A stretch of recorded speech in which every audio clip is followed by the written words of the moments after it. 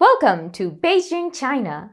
Mia and I have been hunting for information about our next memory-wiped writer, Liu Hao, and thought this spot was the perfect place to meet. You see, something that stood out to us about this city is the way the old and the new coexist. I mean, look at where we are. A historical temple with modern skyscrapers right behind us. The old and the new all in one place. And that same relationship can be seen in Asian literature as well. Liu Hao studied Asian philosophical texts that are thousands of years old. He was using them as inspiration for his new modern novel.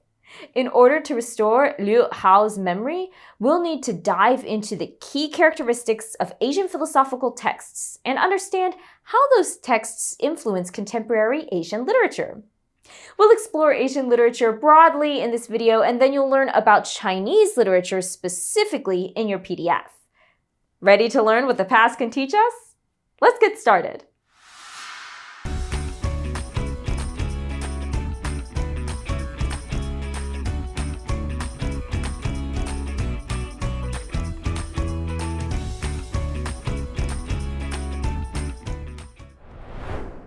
Welcome to the Forbidden City. This palace was home to Chinese emperors during a time when Asian philosophy formed the foundations of society. What exactly is philosophy? Let's take a look at two key examples to help us figure that out. Pause the video here and review the two summaries in your PDF, then jot down what you think philosophy is. Resume when ready.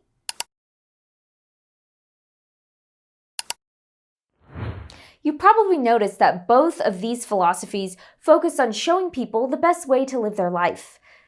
That's because philosophy is the study of life's important questions, like how to live, make decisions, and understand the world. We all have a philosophy that we use to guide our life, whether that's a recognized one, like Confucianism, a particular religion, or just our own personal beliefs about the world. Think about your own life. Is there a system or religion that guides your choices and actions? Those beliefs probably make up some of your own life philosophy. In Asia, the time period between the 6th and 4th centuries BCE was a golden age for philosophical thinking. During that time, many new and influential philosophical belief systems began to pop up throughout the continent. Four of the most prominent of these philosophies were Confucianism, Taoism, Buddhism, and Hinduism. These philosophies have had many texts written about them throughout the years. These texts are called philosophical literature, which, as you can probably infer, is literature that explores ideas and knowledge about philosophy.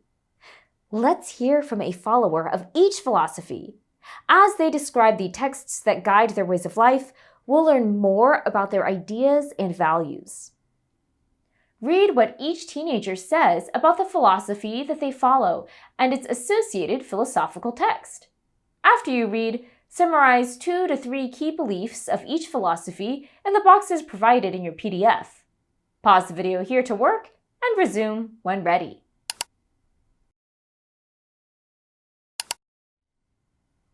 What did you notice about each philosophy? You probably noted that Confucianism, a Chinese philosophy, states that the key to a harmonious life and balanced society is to emphasize proper behavior, like respecting elders and family, valuing education, and striving to do good in the world. On the other hand, another Chinese philosophy, Taoism, states that harmony can be achieved by living simply, allowing life to happen rather than forcing things to happen, and by being connected with nature. Our next philosophy, Buddhism, is also a religion. It originated in India and emphasizes the importance of wisdom and compassion. It states that inner peace comes from understanding the origins of suffering and living ethically. Finally, another Indian philosophy and religion, Hinduism, teaches the importance of personal duty. It states that righteousness comes from doing what you are supposed to do without having to be rewarded for your actions. Each of these philosophies offers different ideas about life. However, they also have similarities. They all focus on how to live a good, ethical life, how to be the best person you can be, and explore how your actions can help create balance and harmony within yourself and the world around you. Now that we've explored some of these key philosophies, let's take a look at the impact that they've had on the literature of today.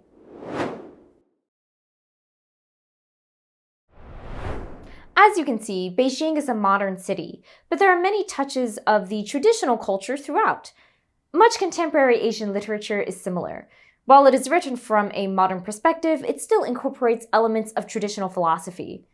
To learn more about how traditional philosophies influence contemporary texts, let's take a look at an excerpt from Bronze and Sunflower, a Chinese children's book by Qiao Wenshuang. This excerpt describes a character's feelings as he walks through a field. Pause the video here to read or listen to the excerpt.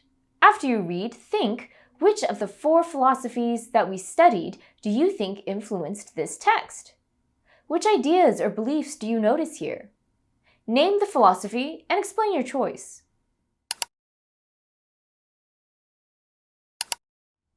I noticed that throughout this excerpt, the character seems to be positively impacted by the natural world around him.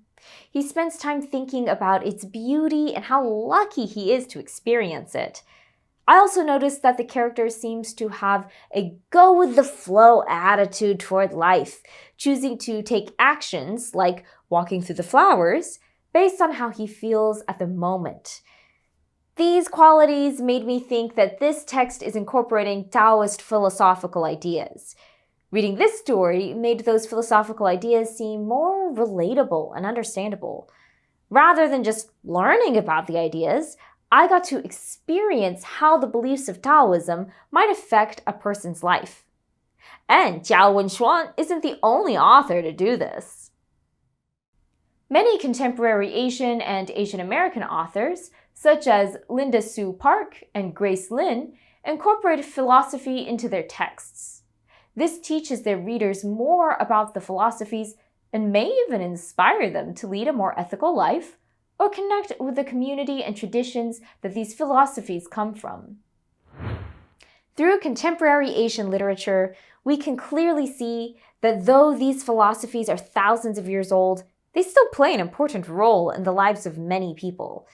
Let's discuss our next steps, where you'll learn more about these philosophies and their impact on the world today.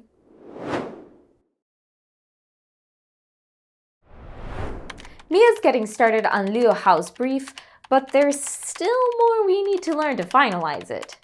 We've studied Asian philosophical literature broadly, but now we need to get specific. Over the next few days, you'll use your PDF to explore Chinese philosophical literature. Then you'll complete our 3rd brief. Once you're done, meet us at our next location where we'll learn more about the timeless tales and traditions of our final writer. Until then, remember, every story is a new horizon. See you next time. 再见!